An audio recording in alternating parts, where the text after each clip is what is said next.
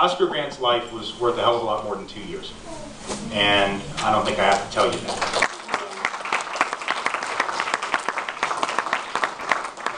And the fact that the judge, I mean, I assume you heard this part of the story, that the judge, who had quite a bit of discretion in terms of what he could have done, did what he did, in part it seems, to read the record, because he was so upset at the fact that the community, people who were writing it, were sending letters, people were sending letters.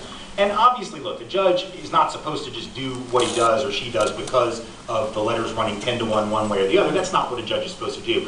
But at the same time, you shouldn't use the letters against justice. And it seems as though, from what I'm seeing, is that this judge was actually appalled. This is the word that I saw in the press. Appalled that the people in the community who were calling for like a 14-year term, which I think was the max of what he could have gotten, right, that they didn't seem to know the law. So he was upset that these folks who hadn't gone to law school, whose job it isn't really to know the law, let alone to enforce the law, like that was Messerly's job. That's his job. He's supposed to know the difference between a taser and a gun. They don't feel remotely the same. They don't weigh remotely the same. One is on one side, one is on the other. You're supposed to know that. But he was upset because the letters were coming from people who seemed to be ignorant of the law. They weren't very well written. And so it seems as though, from what's being reported, that may have played a role, again, in sort of inferiorizing the community from which Oscar Grant comes.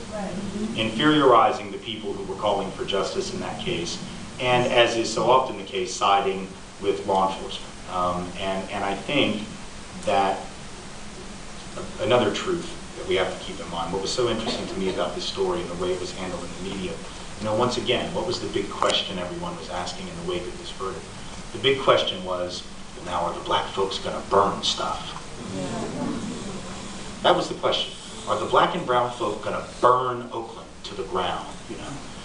I always find this question fascinating because the underlying, and this isn't just right-wing people who were asking this question, right? Right-wing people assumed that they knew the answer already, and of course it was yes, because they're crazy, they're going to burn things. This was a question liberal folk were asking. And it bothers me because the underlying presumption, right, is that people of color are so ready to riot, so ready to break shit, pardon the expression, so ready to just destroy things, that all it takes is one more injustice. But you know what? If that was what set black and brown folk off, there'd be stuff burning every 10 minutes.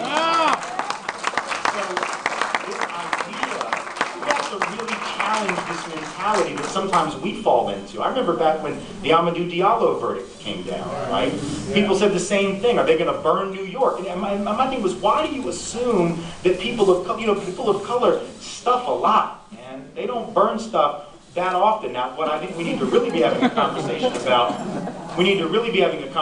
not about black and brown riots, but about white riots. And by that, I don't mean actual riots, because although white folks do that, when our team lose a ball game, like college ball game, Final Four, Michigan State, and white folks go crazy.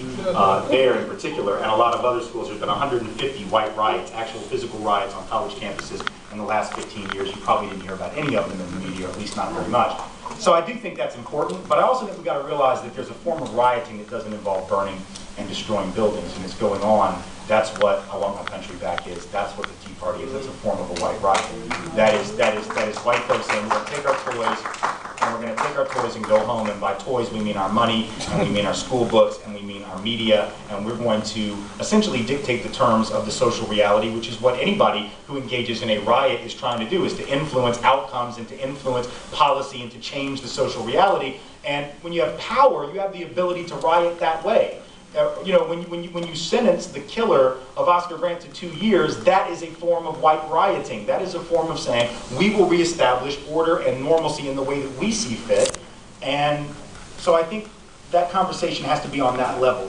We have to be changing the conversation about who the dangerous folks really are. We need to be obviously shining a light on the abuses of those individuals within law enforcement who engage in that, and demanding of those people in law enforcement who are opposed to that they stand up against it. It is no longer a time when we can allow people to say, well, it's a few bad apples, because all the good apples are just silent as hell, sitting in the bottom of the barrel doing nothing, standing up, not challenging their partners, not challenging their colleagues, out of fear, out of loyalty, whatever it is, and that loyalty is getting folks killed. It's not keeping the streets safe. So it's not solving any of the problems that we intended to solve. And I guess that's because ultimately I don't think that's what they were intended to solve in the first place. You know, this idea that these systems were set up to function to serve the people is, I think, a great naive conceit that we have, and we better check that very quickly because it's not working. It's really not working for anybody very well, except for that rich dude in Boulder, I guess, or wherever it was, last week. You may have heard this story, who he's a bond trader or some type of investment manager, hedge fund manager,